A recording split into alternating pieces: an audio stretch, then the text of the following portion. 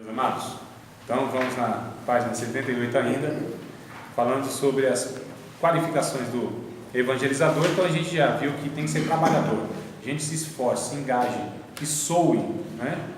Tem que ter um coração de servo, aí no ponto 2, coração de servo, verdadeiro servo. O verdadeiro servo não é obstinado, está sempre disposto a aprender e aceitar seus erros. Por outras palavras, gente humilde, gente simples, tá? O evangelizador precisa saber que ele precisa sempre estar se atualizando, sempre estudando e sempre, irmãos, porque assim, o mundo, ele vai crescer, ele vai mudando em uma velocidade assustadora, é um negócio terrível. A gente tem hoje uma geração, porque nós tínhamos uma geração, nós contávamos uma geração de 40 em 40 anos. Então nasceu uma pessoa hoje, daqui 40 anos, se não nascesse outra pessoa, era contada a outra geração, né? Hoje, na verdade, quer dizer, a informação, olha só para você ver. Então a informação que eu tinha até pouco tempo atrás era de 10 anos, isso reduziu. Então uma geração de cada 10 anos, olha a redução que teve. Aí algum aluno me falou, não sei se foi aqui, não sei se foi a Regina, não, né? Eu acho que foi até alguém da educação, falou, não, André, hoje já são 6 anos. Cada 6 anos é contada uma geração. Você pode ter 2, 3 irmãos que sejam de 3 gerações diferentes, se tem diferença de 6, 7 anos. Olha que coisa absurda. Quando a gente fala assim, no meu tempo, na minha geração, então, né, é uma mudança lenta. Hoje não, irmãos. As coisas são muito rápidas, muito rápidas. Por exemplo, alguém como eu, que tem 40 anos, a tecnologia é uma adaptação. É ou não é? Quem tem 40 anos, para lá, não é uma adaptação? Qual que é a nossa geração? Da máquina de escrever, Olivetti. Eu fiz o curso, exímio datilógrafo. Né? Isso. Lembrou, né? Eu nem vou falar que a senhora a senhora só é hábito, viu, irmã Regina? Mas eu sei que a senhora é nova. Mimeógrafo, lembra? Aquele negócio que ficava meio assim, tonto. Aquele negócio tonto assim, que ele subia, né? Você inalava aquele negócio, era coisa de louco. Professor de mimeógrafo, olha só, mimeógrafo, aí veio assim a tecnologia que foi as transparências, projetor, né? Retroprojetor, isso, exato. Eu dava aula de teologia com retroprojetor, irmão. Para mim, eu falei, nossa, hein, Deus tem me abençoado. Ai, meu Deus do céu. Aí você vê, eu converso com meu filho hoje de 10 anos, é um negócio em que eu fico impressionado, a gama de informação que tem. Não tem aquela conversa, você pensa que eu falo assim, não, meu filho, de onde eu vim, papai? A cegonha ele trouxe, você acha? Ele explica o processo, irmão, da gestação para mim, não estou brincando. E ele não conhece a cegonha. Não, cegonha para ele não conhece, né? É sério. Ele perguntou hoje para mim, estou falando de hoje, ó, aqui é atualizado, hoje, pai, o que acontece em quadrigêmeos? É um esperma que entra e se divide em 4, ou é um que entra e se divide em 2 e os dois se dividem em 2? O quê? Não tá pro seu pai, rapaz? Mais fácil falar assim, que a cegonha é pra você. Então assim, 10 anos, eu estou falando de umas perguntas simples, essas são simples, referindo-se a outras que ele faz, e não é porque é meu filho, é a realidade de hoje, né? Então, atualização, a gente precisa, irmãos, ter na verdade uma resposta bíblica para os dilemas que nós estamos vivendo na sociedade. Ideologia de gênero, poucos cristãos têm sabido tratar isso com coerência, não é? Casamento homoafetivo, outra questão, e outras, a gente teve no ano passado na igreja, não foi esse ano, começo do ano, foi no começo do ano, nós tivemos, eu propus um livro lá chamado Contra a Cultura, não foi Contra a Cultura, esse livro foi de apoio, foi um livro chamado Questões Éticas para, Douglas, lembra? As questões éticas, o cristão e as questões éticas da atualidade. O cristão e as questões éticas da atualidade. Falar sobre aborto, célula-tronco, eutanásia, que mais? Todos esses negócios que a gente sabe que está por aí, é a realidade, e a gente crente é alienado. E nós fomos chamados por Deus, irmãos, para aproveitar e entender a nossa geração, para alcançar essa geração. Essa geração só pode ser alcançada por essa geração. Entendeu? E aí o que acontece? Nós precisamos ser gente bem informada, gente que saiba lidar com dramas humanos. Eu não estou falando que você tem que ser um psicólogo, que você tem que ser um filósofo, que você tem que ser uma pessoa como Paulo da vida. Mas pelo menos que você tenha algumas ferramentas para ajudar pessoas nos seus dilemas, nas suas dificuldades. Não é? E a gente tem muitos. E aí, coração de servo, humilde, preciso aprender. Já estou falando teologia, não está bom? Bom. Mas isso é suficiente? Não, claro que não. Nós temos uma proposta aqui. Essa proposta é limitada por uma série de situações, série de fatores. O professor tem sua limitação, a gente tem um espaço muito pouco, nosso material ele é até tendencioso e tem uma proposta, tá certo? Tem todas essas questões. Então, irmão, tudo que eu não estou vendendo peixe agora não, por conta do seminário, mas tudo que vocês tiverem de oportunidade de estudo fora daqui, aproveitem, irmãos. São oportunidades, coisa acessível, né? Seja 50 conto, 100 conto, 80 conto, eu sei que é difícil pagar mensalidade, não sei o que tem, mas isso não é gasto, irmãos, isso é investimento para o ministério, para a vida pessoal e para ajudar as outras pessoas. Lembra? Tudo que a gente dispensa, tudo que a gente gasta, seja no físico, no intelectual, no psicológico, no financeiro, isso se reverter para a nossa própria vida, no crescimento espiritual, pessoal, amadurecimento como gente e para alcançar outras pessoas, amados, isso vale a pena, porque a gente faz o quê? Se esforça para obter coisas. Isso é errado? Não é errado, claro que não. Quem que não quer ter conforto? Quem que não quer trocar o carro, o poçante, aquele que para e deixa a poça de óleo, né? Ungido, né? Aquele que derrama óleo até umas horas. Quem que não quer uma casa própria que mora de aluguel? Quem que não quer trocar um móvel que está caindo e tal? E andar bem vestido e ter um lazer? Quem não quer? Isso não tem nada de errado, irmãos. A gente não exalta a miséria, desgraça, contar moedinha no final do mês. Isso não tem virtude nenhuma. Porém, a gente precisa equilibrar as coisas, né? Porque tem gente que não tem dó de pagar 5 conto numa TV, só que acha caro comprar um livro de 100 conto, ir num lugar e pagar 100 conto lá também no seminário, acha caro 80 reais. 80 tá aqui? Não, o valor aqui, na coisa que eu não sei, 70 cruzeiro, olha aí. Então acha caro isso, mas não tem dó de ir no Outback e gastar 200 conto, 180. Quem é que vai no Outback e gasta menos de 160 conto? Só você começou a cebola, aquela cebola. Só ouviu falar, é igual o tal. Só ouviu falar, nem sei o que é. E nem é caviar que a gente está falando. Aí, eu gosto daquela parte lá, não é porque eu prego criticando ninguém não, mas de repente você pode concordar comigo.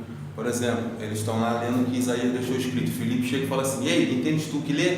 Sim. Como há de entender se não há quem me ensine? Exato. Eu passo por aí e vejo o cara abre a Bíblia e vai pregar. Ele só fala, ou seja, ele lê só o que está escrito, não entende nada e fica falando e repetindo só o que ele leu. Cadê a parte da revelação, do entendimento, de um conteúdo maior, pegar um livro de fora sobre aquilo que ele está lendo ali, sobre aquele ator, o autor? Maxwell, eu vou ainda, porque assim, a gente está numa vantagem, o Filipe está numa vantagem. Ele estava evangelizando uma pessoa que já lia a Bíblia, que já conhecia a Bíblia de certa forma, que estava interessado em Bíblia.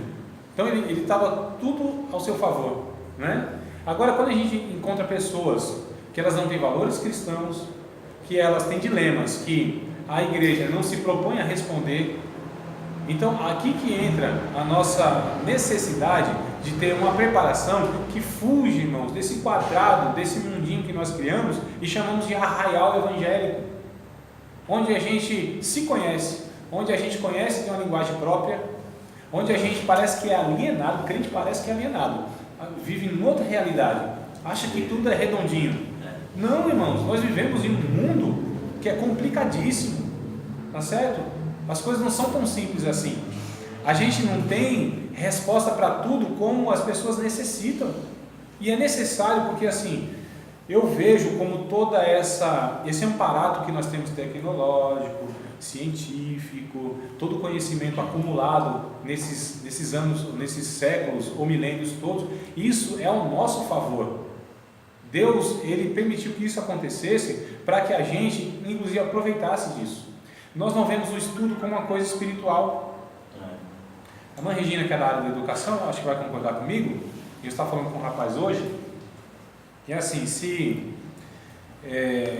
você falar assim, para um presbítero, que de repente ele é também um docente, é um professor, e aí ele dá mais ênfase ou se dedica mais, sei lá, para uma questão ou outra, à docência.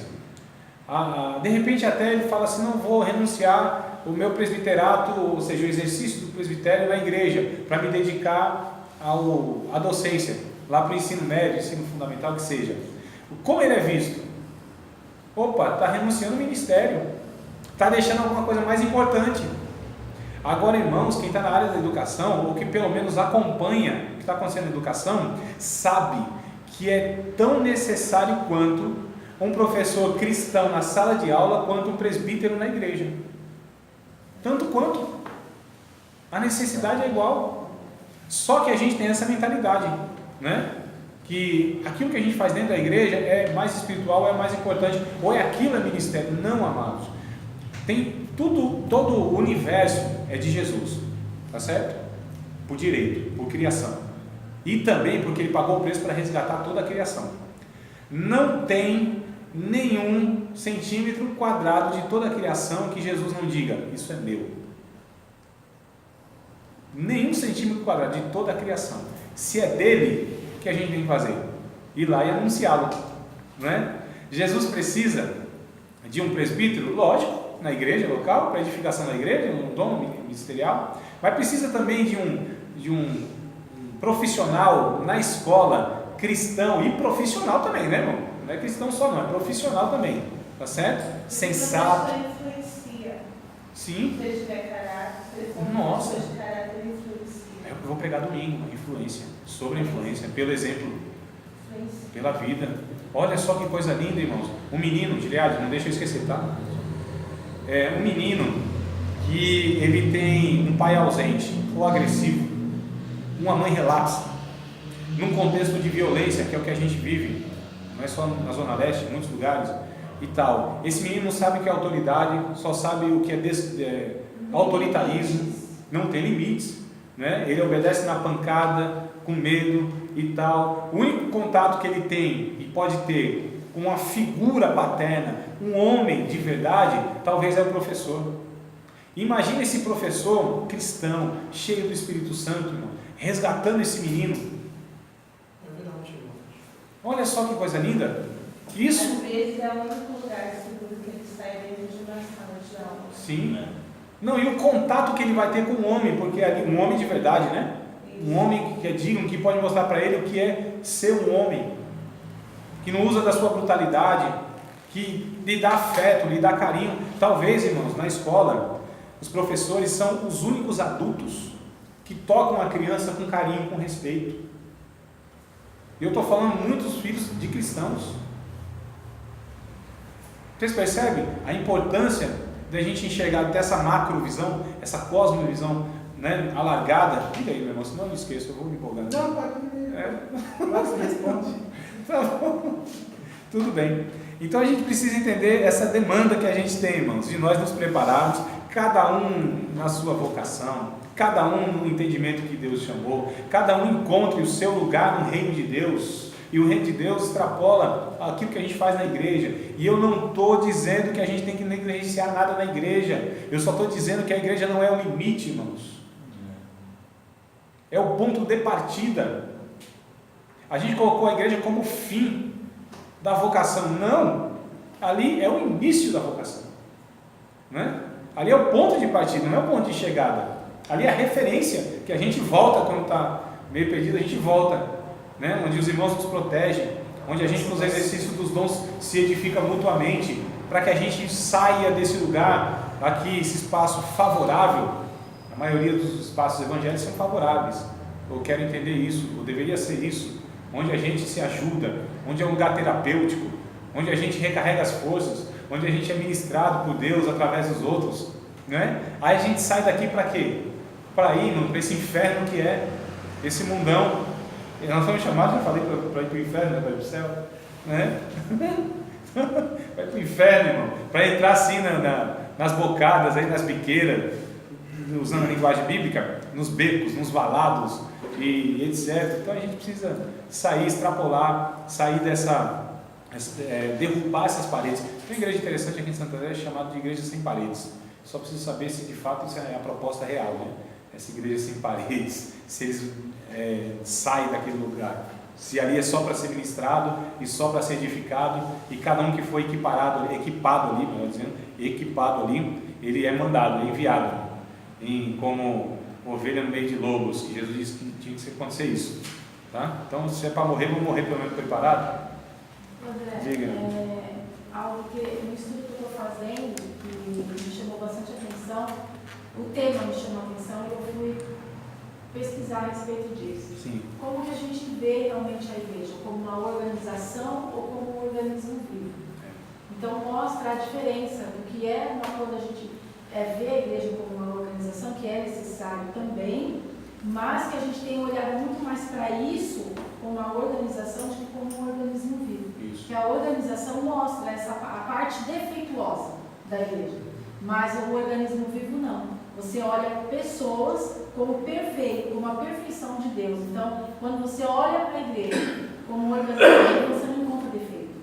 Você vê algo perfeito. Porque é o corpo de Cristo. Não vê nada imperfeito, mas você vê o que é perfeito de Deus. Exato.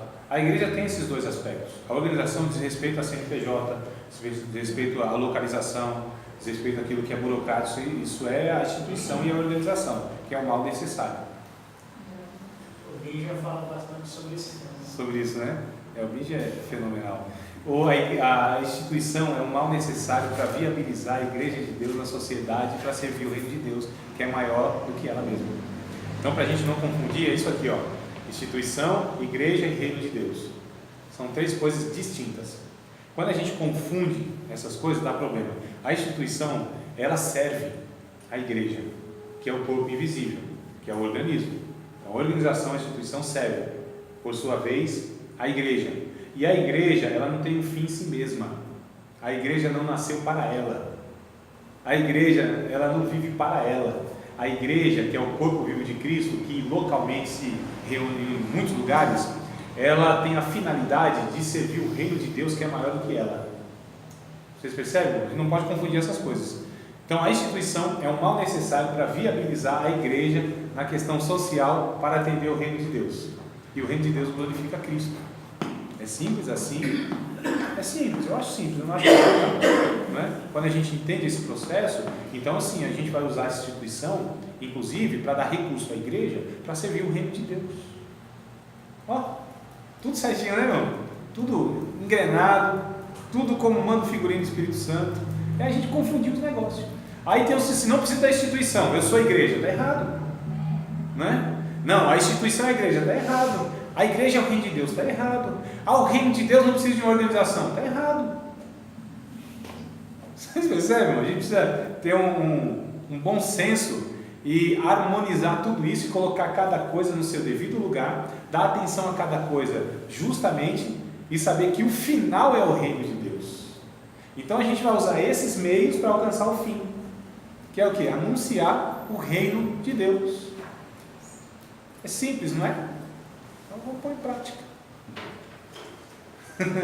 Não é nada complicado. Se fosse complicado, André, é complicado você ter uma elaboração assim teológica mais aprofundada. Não, é simples. O que nos resta? Pôr em prática. E eu pergunto, qual é a dificuldade, irmãos? Nós descemos essa escada, chegamos em casa e nos humilhamos diante de Deus e o Senhor me perdoa pelo pecado de ter feito a tua igreja o que eu tenho feito e de mim.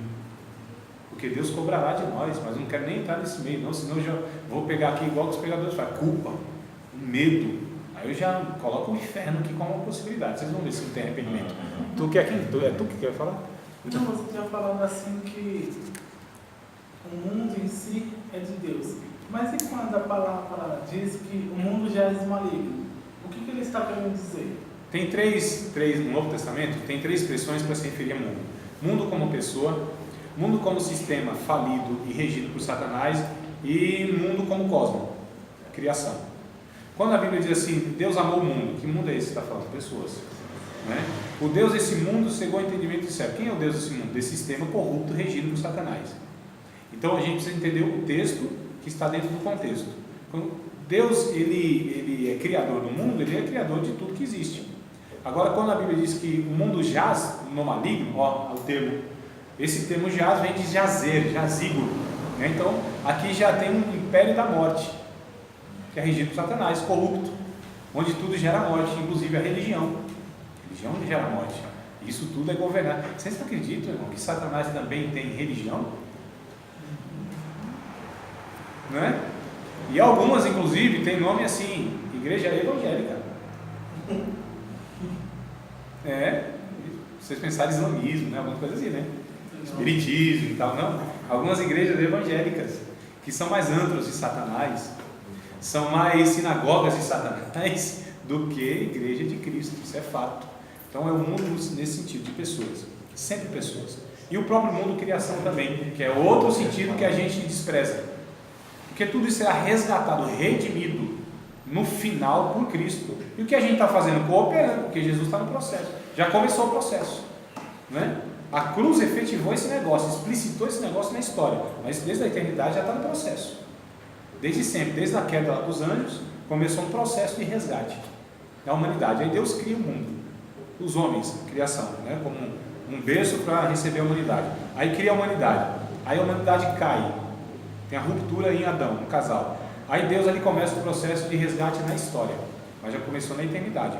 E Deus só criou aquele negócio lá dizendo haja luz, porque antes na eternidade disse haja cruz. Aos olhos de Deus estava tudo resolvido.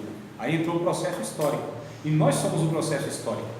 Israel, na verdade, ele foi um berço para trazer o Messias. É por isso que mesmo na rebelião, Deus preservou esse povo ruim para trazer o Messias. Então Deus preservou Israel na história para o bem da humanidade.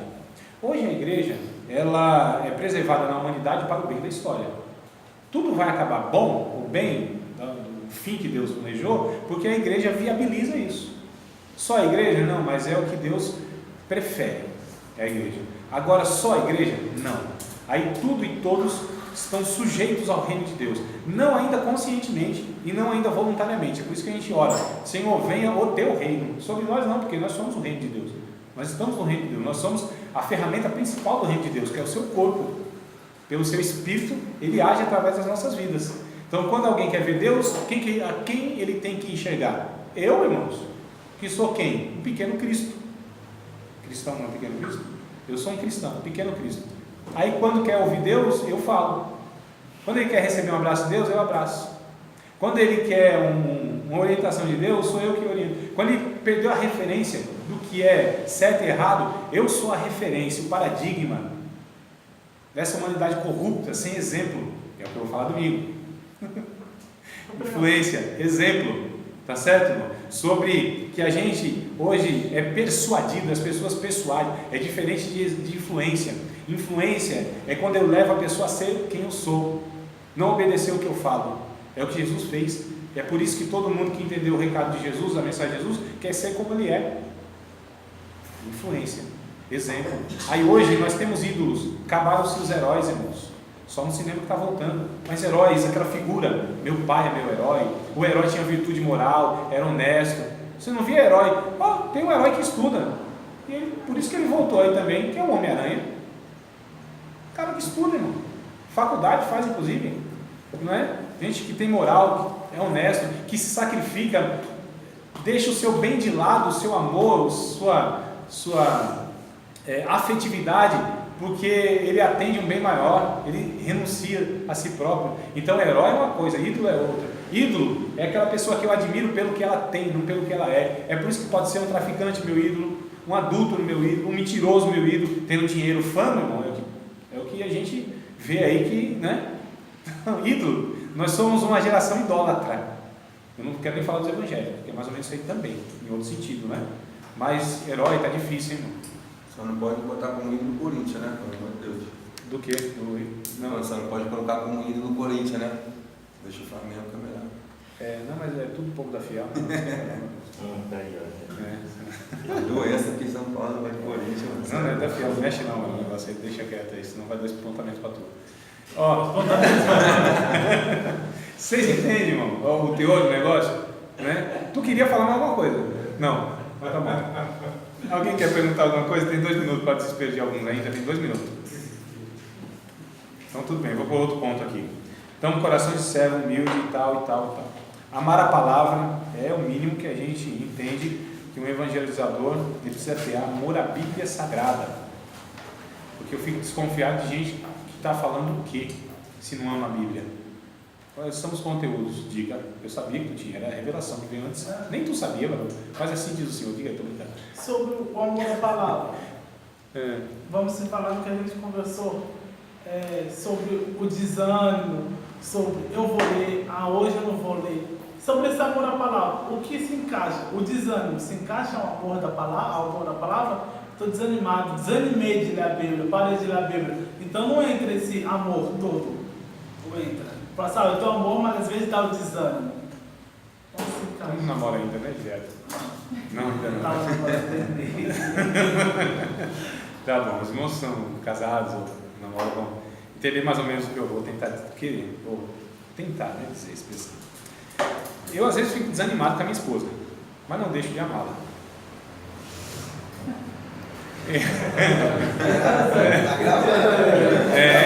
Então ela sabe disso. Esquenta não. Não tem nenhum segredo com ela. Não se esqueça, está sendo gravado. Eu às vezes fico desanimado, irmãos. Às vezes fico desanimado e tal. Será que eu posso? Amor, irmãos. Amor à palavra. E não quer dizer porque eu amo a palavra e eu a leio todo dia. Tem irmãos que acham que eu leio a Bíblia todo dia. Vou confessar o pecado aqui, publicamente. Eu não leio a Bíblia todo dia. Eu leio. Pecado, né? Para o professor, isso é pecado digno do fogo, do avivamento. Né? Eu não leio. Só que a palavra, ela está arraigada no meu coração. A palavra de Deus, ela não entra no meu coração. Ela sai do meu coração. É difícil. Mas é assim que tem que ser. A palavra de Deus, ela não é exterior a mim. Ela é interior. Ela brota de mim. A palavra de Deus, diz a Bíblia Sagrada em Colossenses 3,16: habite em vocês com toda a sabedoria, de uma forma abundante. Então, ela brota de mim. A palavra, ela não é de fora para dentro, é de dentro para fora. Eu não leio muitas vezes texto bíblico, mas a minha mente está arraigada. A minha mente está envolta na palavra de Deus. A palavra de Deus, ela é encarnada na minha vida e precisa ser mais e mais na vida de todo mundo. O problema é que a religião coloca a atividade externa como sendo a principal coisa. Não, a atividade externa às vezes nem é possível. Tem dia que eu não oro, irmão. Tem 2, 3 dias que eu passo sem orar, mas eu tenho pensamentos orantes. Não estou falando de substituir, não é isso que eu estou dizendo. Mas a minha vida é uma oração a Deus. E eu falo com Deus, e eu oro a Deus, e eu ouço Deus fora da igreja, dentro da igreja, lendo a palavra, às vezes de uma situação assim inesperada. É onde é ali que... Vocês estão entendendo o negócio? Então nem sempre, às vezes eu estou desanimado. É um desânimo às vezes que mais eu sinto a presença de Deus, sem ler Bíblia, sem nada. Eu não estou falando para fazer essas coisas, não é regra. Eu estou falando das exceções. O que eu estou querendo dizer é que amar a palavra de Deus é pensar na palavra de Deus. O que diz Colossenses 3:1? Se já ressuscitaste com Cristo, pensar nas coisas que são de cima. Buscar as coisas que são de cima, onde Cristo está sentado à destra de Deus. Filipenses 4:8. Não demais, irmãos meus, tudo que é puro, verdadeiro, honesto, amável, de boa fama, seja isso que ocupe o vosso pensamento. E o Salmo 1, bem-aventurado é o varão que não anda segundo o conselho dos ímpios, nem se detém no caminho dos pecadores, né? Nem se assenta à roda dos excelentes, tem o seu prazer na lei do Senhor, nela reflete, de dia e de noite. Olha que coisa linda, de dia e de noite reflete. E se eu pegar outros salmos e outras passagens, a Bíblia vai dizer que a palavra, ela tem que, de fato, estar envolvendo a minha vida. A palavra para mim não é uma ocasião onde eu estou angustiado, triste, desanimado e vou buscá-la. Não, a palavra da minha vida é alimento para a minha alma, assim como o oxigênio para o meu corpo, assim a oração e a palavra é para o meu espírito. A palavra de Deus, eu não sei, eu fico muito desconfiado, sinceramente. Eu estou tentando entender até hoje, eu não estou falando com ironia não. Estou tentando entender como um crente, salvo por Cristo, regenerado, teve seus pecados perdoados, ele não tem apreço pelas Escrituras Sagradas. Eu, sinceramente, eu estou tentando entender esse negócio. E eu não estou falando porque eu sou professor, porque eu prego, não é por isso. Estou falando de um cristão, um salvo. Como que ele não tem apreço pela Bíblia Sagrada? Por que ele tem facilidade de ler outras coisas? Os nossos jovens que estão estudando nas universidades cada vez mais, cristãos eu estou falando, que lê livros aí que é um negócio terrível, coisa que não, né? Meu Deus do céu, cada coisa que é ruim de ler, mano, e lê, e grava, e tem facilidade. Quantas aí que estão lendo tititi, ainda tem essa lista? Tititi? Sabrina, lembra da Sabrina? Sabrina. Os irmãos aqui não sabem nem o que eu estou falando, mas os irmãos sabem, né? Sabrina, irmão, lê Sabrina.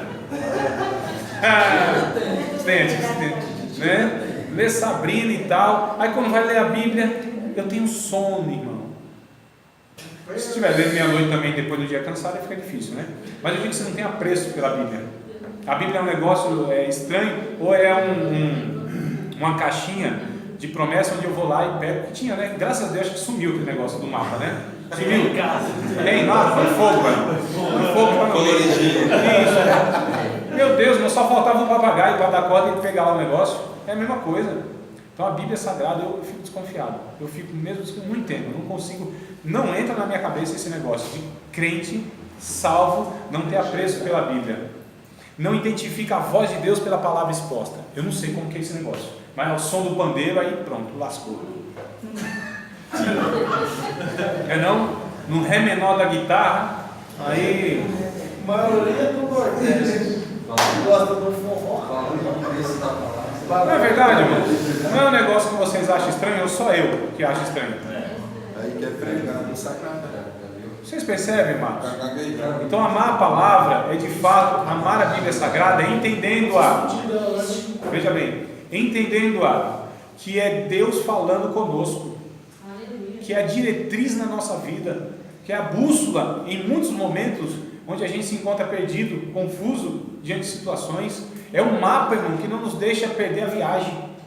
É o cajado do viajante, é a espada do soldado. Pela palavra de Deus, diz o poeta, que os céus se abrem e as portas do inferno se fecham, os demônios recuam pela palavra encarnada na minha vida. Eles temem quando alguém vive a palavra de Deus, quando é encarnada a palavra, porque a palavra de Deus precisa ser encarnada, não é na cabeça não. Se estiveres em mim, minhas palavras estiveres em vós, você será. Mas sabe por que vai ser feito? Porque se a palavra de Deus está em mim, eu só vou pedir aquilo que é vontade de Deus. Aqui que está o segredo. Se vós estiveres em mim e minhas palavras estiveres em vós, sim. pedireis o que quiseres. Jesus é o quê? É a palavra encarnada, irmão. Ele se encarnou, não é? É a palavra de Deus. Aí eu fico pensando o que igrejas evangélicas fazem nos seus cultos. São os cultos Martinho da Vila, canta minha gente. 1h30. Deixa a tristeza pra lá. 1h30, irmãos. 1h40 de música. E 20 minutos, uma palavrinha. Palavrinha o Beijo na flor, beijo na flor. Vocês percebem, irmãos? Eu falo, crente. Por isso que há entre nós muitos fracos e doentes, muitos que dormem. Crente que não tem apreço por cultos de ensino, escolas bíblicas dominicais, seminário, teologia, né? Eu fico desconfiado. É um mundo despreparado para o futuro. Não só para o futuro. Claro. Amados, Se agora sinceramente. já está horrorizado, imagina daqui a uns anos. Sinceramente, amados, eu tenho experimentado, principalmente de 11 anos para cá. Por que eu vou falar de 11 anos? Não, eu vou um pouquinho antes. Eu tenho experimentado há 19 anos aproximadamente, 18 para 19 anos, que a exposição da palavra de Deus, ela transforma, ela enche minha vida de vigor espiritual. A palavra de Deus pregada, exposta na unção de Deus, exposta com um coração de servo, ela alcança a nossa vida num espaço simples como esse, que não tem uma bateria. Eu não estou desprezando essas coisas, eu estou dizendo que tudo mais não é necessário quando há somente a palavra de Deus sendo exposta. Eu não tenho dificuldade de sentir a presença de Deus como estou agora. Eu não estou querendo sensacionalizar nada aqui, nem emocionar ninguém. Eu expondo a palavra, ouvindo de vocês a palavra, meu irmão, não é possível. Não, Deus, a presença de Deus está aqui, no meu coração, pelo menos sei a condição de cada um de vocês aí, tá certo? Palavra de Deus, exposta, isso aqui para mim é Deus agindo, não é? Sem muito pirotecnia, sem muito alarde, sem muita gritaria. Não, precisa, irmão? Não, cada um tem a sua característica, cada um expõe do jeito que tem que achar que tem que, se é nos berros, nos gritos, irmão, plantando bananeira, dançando break, rodando de cabeça para baixo. O problema é de quem faz, como faz, desde que expressa. É que eu lembrei que eu fazia isso na juventude, entendeu? Eu ia pra caramba a cabeça, tinha que pôr um paninho. Então, a palavra de Deus a gente precisa amá-la. Tem que ser para nós apreço, irmão. A Bíblia, eu quero que meu filho, no final das contas, ele lembre, quando eu partir, que eu acho um negócio difícil, acho que não vai acontecer isso, mas vai que eu erro, né? Eu acho que não vou morrer, não sei, quase uma certeza que eu tenho. Eu quero que ele tenha lembrança e pegue essa Bíblia aqui, que já tem seus 7 anos. 16 anos.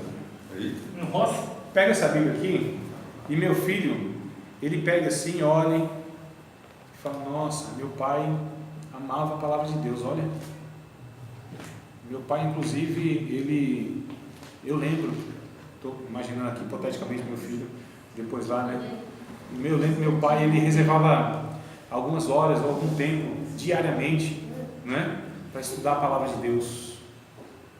E a herança, eu quero, inclusive, irmão, daqui uns 8 anos, se Deus me permitir, eu quero passar esse livro aqui, essa Bíblia aqui, para o meu filho. Aniversário de 18 anos. Meu filhão, vamos comigo ali jantar, eu e você só. Sem mamãe, sem irmãozinho, não sei agora que vai vir, Deus vai mandar. E eu quero falar assim, filho, tá aqui, ó. Isso aqui é um legado do pai. Isso aqui, ó. Esse livro que tanto orientou teu pai durante esses todos os anos que eu sirvo, é aqui, eu quero passar para você.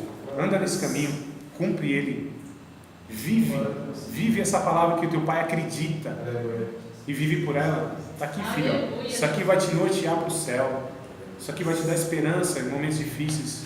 Quero passar, irmão, é um desejo que eu tenho. Esse livro aqui, esse mês, se Deus me permitir, vou dar uma reformada lá, né? Daqui uns 8 anos que vai estar meio desgastado, mas eu quero passar com o maior legado. Não é faculdade paga, não é casa que eu vou deixar própria para ele, não é um carro, não é nada disso não. É a Bíblia, é amor. Porque se eu não fizer isso, o meu papel como pai cristão não foi cumprido. Não foi não.